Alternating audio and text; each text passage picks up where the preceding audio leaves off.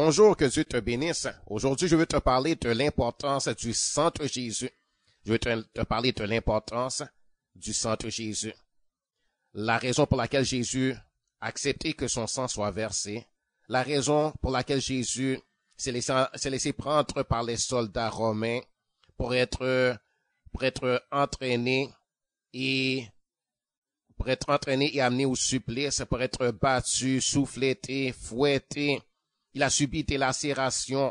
Son corps a été blessé, son corps a été déchiré, son corps a été troué de clous. Il a été transpercé de gros clous aux pieds et aux mains. Son sang a coulé. L'homme a transpercé son côté avec une lance. Son cœur a été transpercé et du sang a coulé de son cœur avec de l'eau. Ses mains ont été transpercées de gros clous et son sang a coulé. Le sang a coulé de ses mains. Le sang a coulé à flot.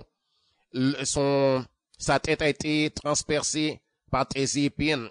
L'homme méchant, l'homme cruel, l'homme incrédule, l'homme qui le méprisait, l'homme qui a refusé d'entendre sa parole, qui a refusé sa prédication, qui a refusé sa bonne nouvelle, l'homme qui a refusé ses enseignements, qui s'est montré incrédule et qui l'a résisté, l'homme qui contestait ses paroles, l'homme qui protestait ce qu'il disait, l'homme qui a même méprisé ses miracles, l'homme qui n'a pas porté attention à ses guérisons, aux guérisons qu'il opérait, aux miracles, aux prodiges, au fait qu'il a ressuscité des morts, il a ressuscité Lazare même après 3 jours.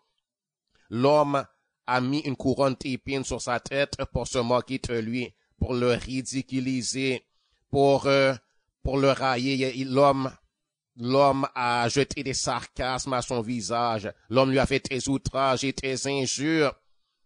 L'homme lui a fait des outrages et des injures à lui, le Fils de Dieu, lui, le Saint d'Israël, lui, le Messie, le Sauveur du monde. La raison pour laquelle Jésus a accepté tant d'humiliation, pour laquelle Jésus a accepté que son sang soit versé, et pour laquelle le Père, Dieu le Père, a envoyé le Fils pour s'offrir lui-même en sacrifice pour le péché du monde, en sacrifice expiatoire. Il a pris la place de nous, des coupables. Il a supporté des châtiments qu'il n'avait pas supportés. Il n'était coupable de rien, lui, Jésus le Fils de Dieu. Il n'avait pas commis de péché. Il n'avait pas commis d'iniquité. Il n'avait rien fait de mal. Il n'était pas un menteur. Il n'était pas un trompeur. Il n'était pas un séducteur d'hommes. Ce n'était pas un homme méchant. Ce n'était pas un criminel. Ce n'était pas un assassin. Ce n'était pas un voleur. Ce n'était pas un homme de péché. Mais Jésus était sans péché, il était sans iniquité. Il a marché et vécu une vie parfaite sur la terre. Et il avait accepté cependant d'être mené à la mort. Il avait accepté cependant de mourir une mort honteuse. Il avait accepté de mourir une mort honteuse. Il avait accepté de subir des outrages et des insultes et des injures afin qu'on soit délivré, afin qu'on soit sauvé. Je veux te parler aujourd'hui de l'importance du sang de Jésus qui a été versé, de l'importance de cette mort de Jésus qui est une mort expiatoire, c'est une mort, Jésus a pris ta mort, Jésus a pris ta place, Jésus a subi les châtiments que tu méritais. Donc je vais te parler de l'importance du sang de Jésus pour toi, de l'importance du sang de Jésus pour l'humanité, de l'importance du sang de Jésus pour nos nations, pour nos peuples, de l'importance du sang de Jésus pour l'homme. Je vais te parler du sang de Jésus pour toi. Donc, dans Romains chapitre 3, premièrement, dans Romains chapitre 3, à partir du verset 20, il est écrit que nul ne sera justifié devant Dieu par les œuvres de la loi, puisque c'est par la loi que vient la connaissance du péché.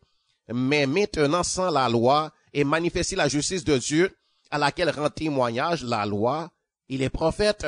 Justice de Dieu par la foi en Jésus-Christ pour tous ceux qui croient. Il n'y a point de distinction, car tous sont péchés et sont privés de la gloire de Dieu. Tout homme a péché, et tout homme, par le fait de son péché, est privé de la gloire de Dieu. Mais ils sont gratuitement justifiés par sa grâce. par sa faveur, par sa grâce, par le moyen de la rédemption qui est en Jésus-Christ, par le moyen de la rédemption. La rédemption, c'est que, premièrement, nous étions captifs du péché. Et nous étions captifs du diable. Nous avions été faits prisonniers par le diable, par le fait qu'il a trompé Adam et Ève, qu'il a séduit. Et par cela, nous sommes devenus des esclaves du diable. Nous sommes devenus des prisonniers du diable, des captifs du diable et du péché. Il y avait des liens sur nous. On était prisonniers, on était esclaves. Et on avait besoin de délivrance. On avait besoin d'être affranchis de cet esclavage. On avait besoin d'être rendus libres. On avait besoin d'être sauvés, d'être rachetés de la perdition, de la destruction. Et c'est ça, la rédemption. La rédemption, c'est ça, c'est que il fallait qu'un prix soit payé pour qu'on soit affranchi, pour qu'on soit libéré de cet esclavage, pour qu'on ne soit plus esclave, mais qu'on soit rendu des hommes libres. Libres. Donc, il est écrit que maintenant, il est écrit que vraiment que tous ont péché et sont privés de la gloire de Dieu. Et il est écrit qu'ils sont gratuitement justifiés par sa grâce. La grâce et la faveur, c'est une faveur que Dieu nous fait. C'est par la faveur, pas par le moyen de la rédemption qui est en Jésus-Christ. C'est lui. Il est écrit que c'est lui, Jésus, que Dieu a destiné par son sang, voyez-vous, par son sang, à être pour ceux qui croiraient, victime propitiatoire. C'est-à-dire une victime, il prend notre place, afin de montrer sa justice. Parce que Dieu avait laissé impunis les péchés commis auparavant, au temps de sa patience, afin, dis-je, de montrer sa justice dans le temps présent, de manière à être juste tout en justifiant celui qui a la foi en Jésus-Christ. Donc le sang de Jésus, c'est pour notre rédemption, et le sang de Jésus a été versé pour qu'on puisse être justifié devant Dieu par la foi, qu'on puisse être pardonné, et qu'on puisse être déclaré juste. Jésus a pris notre culpabilité, et Jésus nous échange ça contre sa justice à lui. On est déclaré innocent, juste, sans péché devant Dieu, comme si on l'avait jamais fait, parce que Jésus a pris les châtiments que lui, il ne méritait pas. Il a pris la culpabilité qu'il ne méritait pas. Il avait subi ça, il avait accepté de porter un outrage et de porter un opprobre, une humiliation, une honte qui n'était pas pour lui, afin de nous donner, de nous imputer sa justice à lui, simplement parce qu'on croit, c'est la faveur de Dieu. Dans Romains chapitre 5, il est écrit, donc voici encore l'importance du sang de Jésus, on le voit dans Romains chapitre 5, à partir du verset 6, où il est écrit que lorsque nous étions encore sans force, Christ, autant marqué, est mort pour des impies. Des impies, c'est-à-dire des pécheurs, des méchants que nous sommes. Donc l'homme est impie, l'homme est pécheur, l'homme commet des iniquités, l'homme fait toutes sortes de choses de mauvais. Donc il est écrit que lorsque nous étions encore sans force, Christ, autant marqué, est mort pour des impies. À peine mourrait-on pour un juste, que quelqu'un peut-être mourrait-il pour un homme de bien. Mais Dieu prouve son amour envers nous, parce que lorsque nous étions encore des pécheurs, Christ est mort pour nous. À plus forte raison donc, maintenant que nous sommes justifiés par son sang, maintenant que nous sommes justifiés par son sang,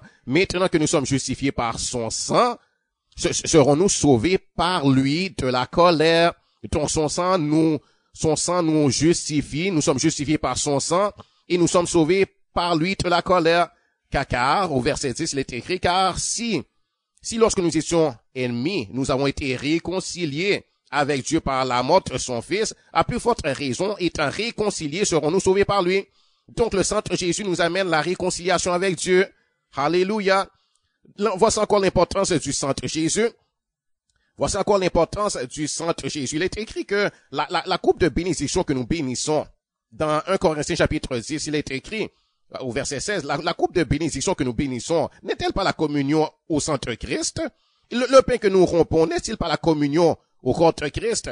Puisqu'il y a un seul pain, nous qui sommes plusieurs, nous formons un seul corps, car nous participons tous à un même pain. Donc le pain qu'on parle ici, c'est le pain de vie qui est Jésus. Et Jésus lui-même a dit qu'il est le pain de vie. Et il avait dit, si vous vous rappelez, il avait dit à tout le peuple, si vous ne mangez ma chair et si vous ne buvez mon sang, vous ne pouvez être sauvés. Et il parlait de lui-même, en fin de compte, qui est le pain de vie. Il est la parole de Dieu, et la parole, c'est le pain de vie. Jésus, il est le pain que nous devons manger, et nous voyons ça dans le discours de Jésus lui-même, où Jésus lui-même avait parlé au peuple, leur disant, dans Jean chapitre 6, verset 47, il a dit, en vérité, je vous le dis, celui qui croit en moi a la vie éternelle.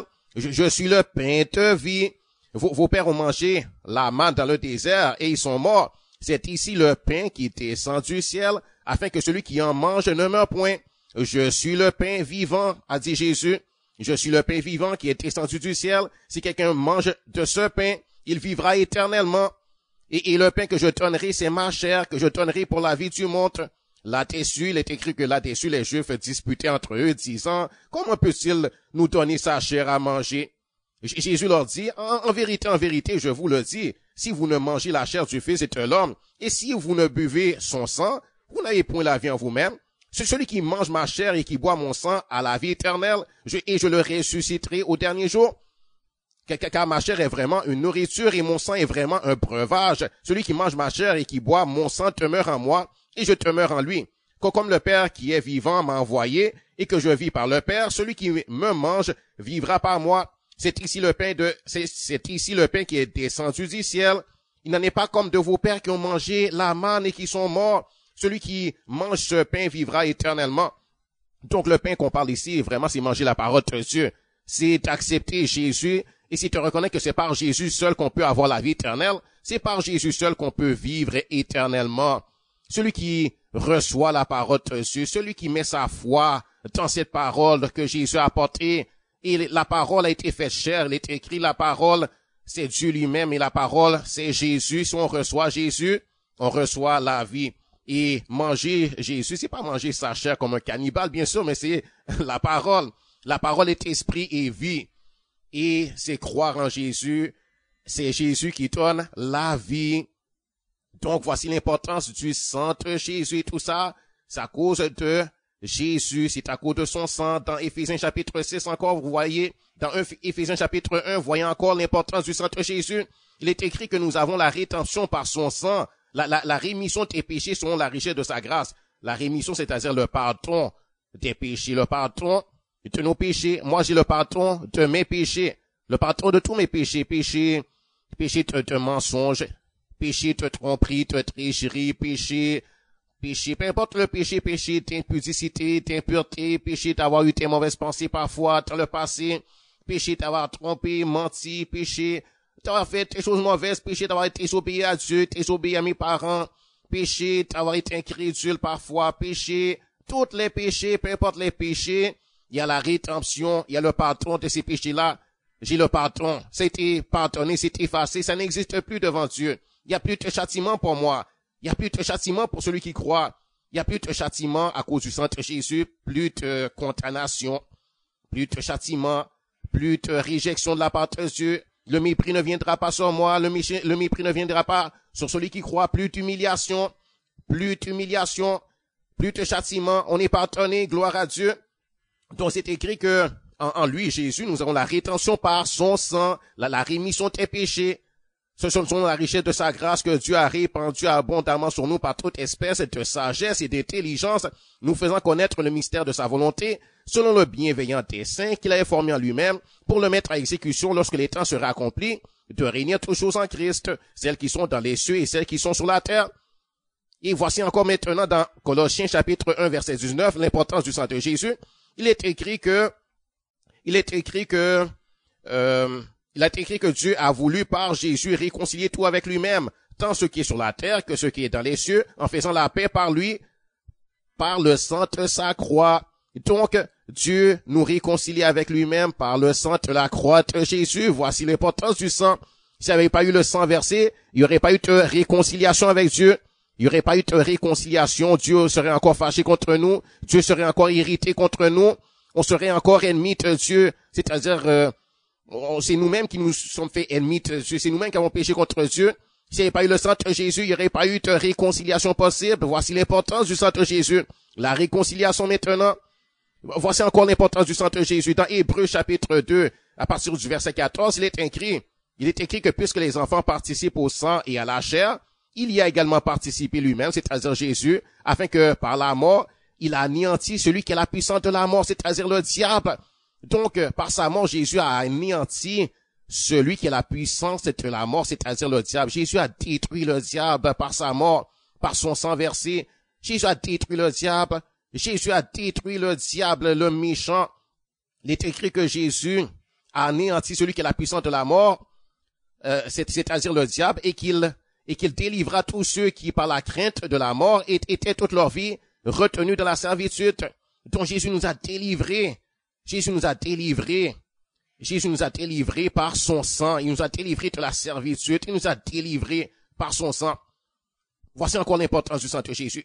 Encore l'importance du sang de Jésus. Dans Hébreux chapitre 9, verset 11, il est écrit que Christ est venu comme souverain sacrificateur des biens à venir. Il a traversé le tabernacle plus grand et plus parfait, qui n'est pas construit de main d'homme, c'est-à-dire qui n'est pas de ses créations, et il est entré une fois pour toutes dans le lieu très saint qui est dans le ciel de Dieu, dans le paradis de Dieu, là où il y a le trône de Dieu lui-même. Il est entré dans le lieu très saint, non avec le sang des boucs et des veaux, mais avec son propre sang qu'il venait de verser sur la terre. Donc il était ressuscité. Ensuite, il a pris son sang qui avait été versé sur la terre. Il est monté là-haut dans le ciel de Dieu et il a versé son sang. Il est apparu, il a versé son sang sur l'autel de Dieu et ayant obtenu une rédemption éternelle pour nous. Gloire à Dieu. Il a obtenu une rédemption éternelle pour nous. Voici l'importance du sang de Jésus. N'est-ce pas important ça? N'est-ce pas important ça? N'est-ce pas merveilleux notre rédemption? C'est-à-dire notre délivrance, c'est-à-dire notre affranchissement du péché et de Satan, notre ennemi, notre délivrance et le fait qu'on n'a plus à subir les châtiments de Dieu, car Dieu aurait été obligé de nous châtier parce qu'on a péché. On a été, en quelque sorte, des criminels à l'égard de Dieu, des pécheurs, des ouvriers d'iniquité. Mais Dieu a voulu nous sauver. Satan nous avait pris au piège, il nous avait séduit dans le jardin d'Éden. Il avait séduit Adam et Ève pour amener le malheur sur l'humanité, pour amener le malheur sur Adam et sur toute la descendance d'Adam, sur tous ses enfants. Mais Jésus nous a délivrés maintenant, ceux qui croient. Donc, il y a la rédemption pour ceux qui croient. Voici encore l'importance du sang de Jésus. Dans Hébreux chapitre, dans Hébreux chapitre 9, voici encore l'importance. Il est écrit que, car si le sang des taureaux et des boucs est la centre d'une vache, si le sang des taureaux et des boucs est la centre d'une vache, répandu sur ceux qui sont souillés, sanctifie et procure la pureté de la chair, combien plus le sang de Christ, qui par un esprit éternel s'est offert lui-même à Dieu, s'est offert lui-même sans tache à Dieu, purifiera-t-il votre conscience des œuvres mortes, afin que vous serviez le Dieu vivant. Donc le sang de Jésus nous sanctifie, le sang de Jésus sanctifie notre conscience, le sang de Jésus sanctifie notre pensée. Voici qu'est-ce que fait le sang de Jésus. Le sang de Jésus sanctifie, ça nettoie, ça purifie notre conscience, ça purifie notre être intérieur, ça purifie notre conscience et aussi notre pensée, notre imagination, ça purifie, gloire à l'Éternel, et ça nous permet de paraître devant Dieu avec une conscience pure, gloire à l'Éternel. Et dans Hébreux chapitre 10, voici encore l'importance du sang de Jésus, dans Hébreux chapitre 10, à partir du verset 19, il est écrit que nous avons au moyen du sang de Jésus une libre entrée dans le sanctuaire, c'est-à-dire une libre entrée devant le trône de Dieu, une libre entrée dans la prière. Par la prière, c'est écrit, nous avons au moyen du sang de Jésus une libre entrée dans le sanctuaire par la route nouvelle et vivante qu'il a inaugurée pour nous au travers du voile, c'est-à-dire de sa chair. Et puisque nous avons un souverain sacrificateur établi sur la maison de Dieu, approchons-nous avec un cœur sincère, dans la plénitude de la foi, les cœurs purifiés d'une mauvaise conscience et le corps lavé d'une eau pure. Donc, le sang de Jésus nous donne une libre entrée dans le sanctuaire de Dieu, une libre entrée dans le paradis de Dieu, une libre entrée, on a libre accès à Dieu. Ça, c'est par le moyen du sang de Jésus. N'est-ce pas merveilleux? Et encore dans Hébreux chapitre 11, verset 28, il est écrit que Moïse fit la Pâque et l'aspersion du sang afin que l'exterminateur ne touchât pas au premier-né des Israélites. Et maintenant, par l'aspersion du sang de Jésus, sur nous, l'exterminateur ne peut pas nous exterminer. On sera pas détruit, on sera pas exterminé, on sera pas anéanti. Il y a pas de destruction pour nous, on ne subira pas la seconde mort qui est l'étang de feu. On n'ira pas en enfer, On ne subira pas la destruction, mais on est sauvé de ça par le moyen du sang de Jésus. C'est ça l'importance du sang de Jésus. Il est écrit aussi dans Hébreux chapitre 13 que le Dieu de paix qui a ramené d'entre les morts le grand pasteur des brebis par le sang d'une alliance éternelle, notre Seigneur Jésus, vous rendre capable de toute bonne œuvre pour l'accomplissement de sa volonté et qu'il fasse en vous ce qui lui est agréable par Jésus-Christ, auquel soit la gloire au siècle des siècles. Amen. Donc, par le sang de Jésus, on a fait une alliance éternelle avec Dieu. Par le sang de Jésus, Dieu fait une alliance éternelle avec nous. Une alliance. Dieu fait une alliance, un pacte avec nous, une alliance éternelle. Maintenant, on est en alliance avec Dieu, comme Dieu a fait alliance avec Abraham. Béni soit l'Éternel pour ça. Et c'est une grande et belle chose d'avoir cette alliance avec Dieu. C'est une alliance de paix. C'est une alliance de fraternité. C'est une alliance dans laquelle Dieu fait de nous ses partenaires, ses amis, et même ses enfants par adoption. Dieu devient l'ennemi de nos ennemis. Dieu devient notre sauveur. C'est une belle alliance, ça. Béni soit l'Éternel. Dieu a promis de prendre soin de nous. Et même Dieu nous donne un héritage parce que nous devenons ses héritiers. Et ça, c'est à cause du sang de Jésus. Sans le sang de Jésus qui avait été versé, il n'y aurait pas cela. Gloire à Dieu pour le sang de Jésus. Et encore dans 1 Pierre chapitre 1, il est écrit que nous sommes élus selon la présence de Dieu le Père par la sanctification de l'Esprit pour que nous devenions obéissants et que nous participions à l'aspersion du sang de Jésus-Christ. Que la grâce et la paix nous soient multipliées. Voici ce qui est écrit. Donc, par le sang de Jésus, nous avons la sanctification. Par le sang de Jésus, on a pu devenir obéissant à Dieu. Dieu nous a donné la capacité de devenir obéissant maintenant. Nous ayant délivré du péché qui était en nous. Nous en ayant délivré, béni soit l'Éternel. Et Dieu a extirpé le péché de nous et nous a permis maintenant d'être obéissants. Et Dieu nous donne la paix et la grâce par le sang de Jésus. Gloire à Dieu. Dans 1 Jean chapitre 1 verset 7, il est écrit que si nous marchons dans la lumière, comme Dieu est lui-même de la lumière, nous sommes mutuellement en communion, et le sang de Jésus, son Fils, nous purifie de tout péché. Donc le sang de Jésus, le Fils de Dieu, nous purifie de tout péché. Voici l'importance du sang de Jésus. Dans 1 Jean chapitre 5 verset 6, il est écrit que c'est lui, Jésus-Christ, qui est venu avec de l'eau et du sang, non avec l'eau seulement, mais avec l'eau et avec le sang. Et c'est l'Esprit qui rend témoignage, parce que l'Esprit est la vérité. Car il y en a trois qui rendent témoignage. L'Esprit ici, on parle du Saint-Esprit, l'Esprit de Dieu, l'eau et le sang, et les trois sont en accord. L'eau ici, c'est l'eau de la parole de Dieu. L'eau, la parole, c'est l'Esprit, l'eau qui représente la parole de Dieu, et le sang, mais le sang ici, c'est bien et bien le sang de Jésus. Le sang de Jésus, le Fils de Dieu qui était sans tache, sans péché.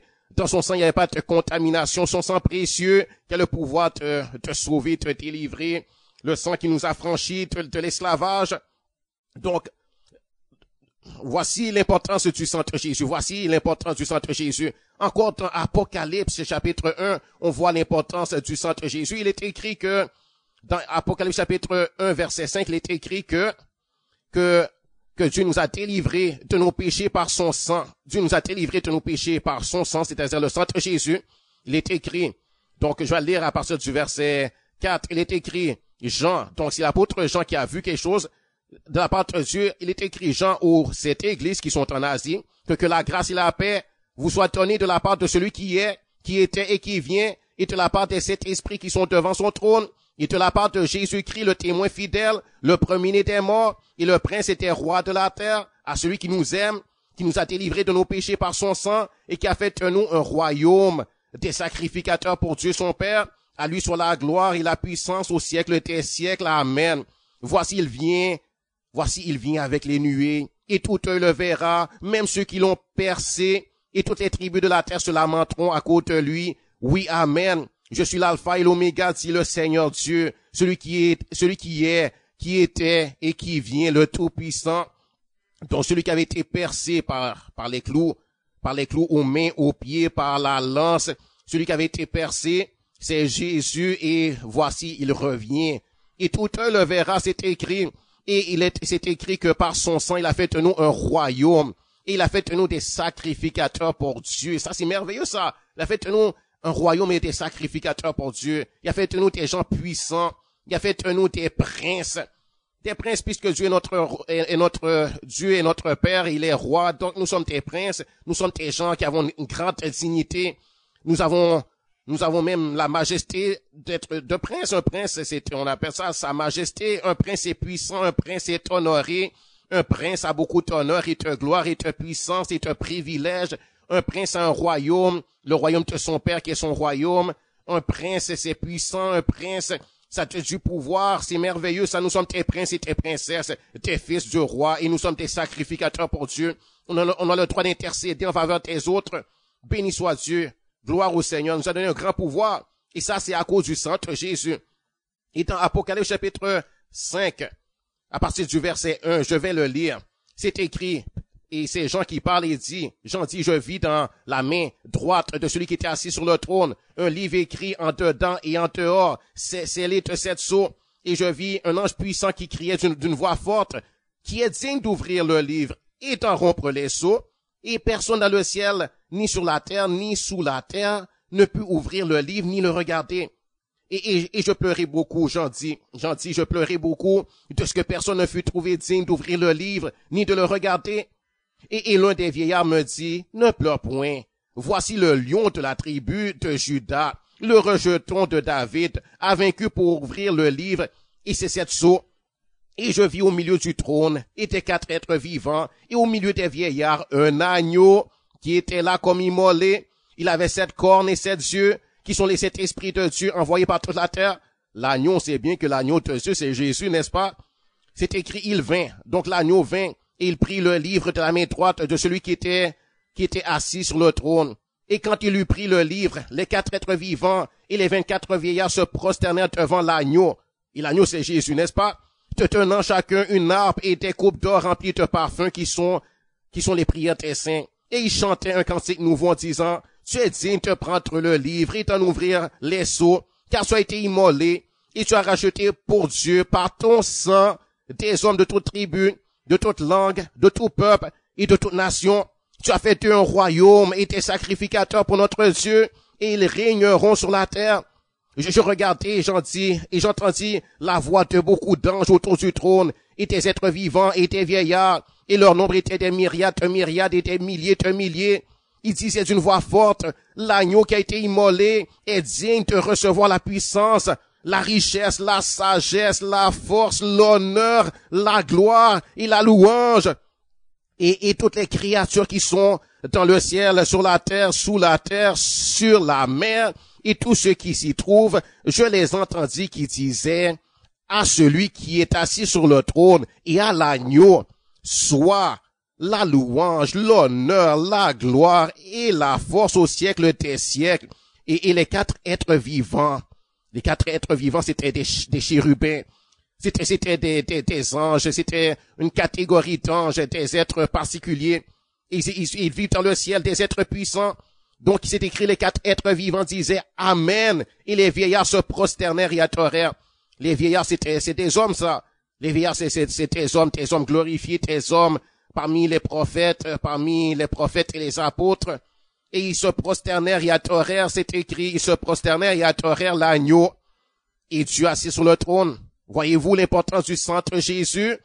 Et dans Apocalypse chapitre 12, verset 10, il est écrit, donc c'est encore Jean qui a vu ça et qui a entendu, qui dit, j'ai entendu dans le ciel une voix forte qui disait, maintenant le salut est arrivé, et la puissance et le règne de notre Dieu, et l'autorité de son Christ, car il a été précipité l'accusateur de nos frères, celui qui les accusait devant notre Dieu jour et nuit. Ils l'ont vaincu à cause du sang de l'agneau et à cause de la parole de leur témoignage, et ils n'ont pas aimé leur vie jusqu'à craindre la mort.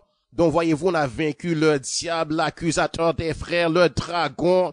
On l'a vaincu à cause du sang de Jésus et à cause de la parole de notre témoignage. Par le sang de Jésus, on a vaincu le diable. Par le sang de Jésus nous donne la victoire sur le diable. N'est-ce pas écrit ici? N'est-ce pas écrit ici? Le sang de Jésus nous donne la victoire sur le diable. Gloire au Seigneur. Et dans Apocalypse chapitre 19, il est écrit, c'est l'apôtre Paul encore l'apôtre Jean, celui qui était aimé de Dieu, celui qui disait, qui aimait dire, j'aime être aimé, je suis aimé de Dieu, je suis le bien-aimé de Dieu, Dieu m'aime. Dieu m'aime. Et moi aussi, je peux dire, Dieu m'aime. Je suis un bien-aimé de Dieu. Chacun de nous, on peut le dire parce que Dieu nous aime. L'apôtre Jean a dit, l'apôtre du Seigneur qui était parmi les 3 plus proches de Jésus, il dit, je vis le ciel ouvert et voici paru un cheval blanc. C'est celui qui le montait s'appelle fidèle et véritable, et il juge et combat avec justice. Ses yeux étaient comme une flamme de feu. Sur sa tête étaient plusieurs diadèmes. Il avait un nom écrit que personne ne connaît si ce n'est lui-même. Et il était revêtu d'un vêtement teint de sang. Voyez-vous, la chose qui l'identifie, c'est le sang. Voyez, il était revêtu d'un vêtement teint de sang. Sur son nom est la parole de Dieu. Et les armées qui sont dans le ciel le suivaient sur des chevaux blancs, revêtus de fin lin blanc pur. Celui-là qui est appelé la parole de Dieu, qui est appelé fidèle et véritable, c'est bel et bien Jésus. Jésus qui a versé son sang. Et maintenant, il était revêtu de vêtements teints de sang. Le sang de Jésus, le sang de Jésus, le sang précieux de Jésus. Oh, que c'est précieux, le sang de Jésus. Oh, que c'est précieux, c'est notre bénédiction, le sang de Jésus. Le sang de Jésus, c'est notre bénédiction, c'est notre délivrance. Le sang de Jésus, voyez-vous? Voyez-vous l'importance du sang de Jésus? Partout, on le voit, l'importance du sang de Jésus. Le sang de Jésus, le sang de Jésus, le sang de Jésus. Et pour terminer, je vais vous dire ce que Jésus lui-même a dit. Dans 1 Corinthiens chapitre 11, verset 23, il est écrit, c'est l'apôtre Paul qui parle, et c'est selon ce que le Seigneur Jésus lui-même a fait, il est écrit, l'apôtre Paul dit, j'ai reçu du Seigneur ce que je vous enseignais, c'est que le Seigneur Jésus, de la nuit où il fut livré, prit du pain, et après avoir rendu grâce, le rompit et dit, ceci est mon corps qui est rompu pour vous, faites ceci en mémoire de moi. De même, après avoir soupé, il prit la coupe et dit, cette coupe est la nouvelle alliance en mon sang. Faites ceci en mémoire de moi toutes les fois que vous en boirez. Car toutes les fois que vous mangez ce pain et que vous buvez cette coupe, vous annoncez la mort du Seigneur jusqu'à ce qu'il vienne. Donc, Jésus veut qu'on se souvienne de sa mort expiatoire, sa mort par laquelle nous avons la vie, son sang versé. Vous voyez l'importance du sang de Jésus? Je vois l'importance du sang de Jésus. Je vois l'importance du sang de Jésus. Le sang de Jésus, c'est important, c'est précieux pour nous. Par le sang de Jésus, nous sommes délivrés. Par le sang de Jésus, nous devenons nouvelles créatures en Jésus-Christ. Par le sang de Jésus, nous devenons de nouvelles créatures. Par le sang de Jésus, nous devenons des enfants de Dieu. Par le sang de Jésus, nous avons un but dans la vie. Par le sang de Jésus, nous pouvons devenir temple du Saint-Esprit. L'Esprit de Dieu peut venir habiter en nous. Par le sang de Jésus, nous recevons un royaume qui ne peut être ébranlé. Par le sang de Jésus, nous sommes émis d'un amour éternel. Par le sang de Jésus, nous-mêmes, nous sommes crucifiés avec le Christ. Et si nous vivons maintenant, ce n'est plus nous qui vivons, mais c'est Christ qui vit en nous. Par le sang de Jésus, nous sommes maintenant la lumière du monde, nous qui avons reçu Jésus comme Seigneur et Sauveur. Par le sang de Jésus, nous devenons des ambassadeurs pour Dieu. Par le sang de Jésus, nous sommes acceptés dans le bien-aimé. Nous sommes aimés, choisis par Dieu. Par le sang de Jésus, nous sommes guéris par ses plaies, par ses blessures sanglantes. Nous sommes libres de la condamnation à cause du sang de Jésus. Nous sommes complets dans le Christ. Nous connaissons la voie de Dieu. Tous nos besoins sont comblés en Christ. Nous avons la vie éternelle. Nous avons le pouvoir de contrôler nos pensées. Par le sang de Jésus, maintenant nous sommes délivrés. Nous avons reçu le pouvoir de l'Esprit Saint pour guérir les malades, chasser les démons, vaincre l'ennemi. Nous avons vaincu l'ennemi. Béni soit l'Éternel. Et à cause du sang de Jésus, nous oublions le passé et nous allons en avant avec Christ.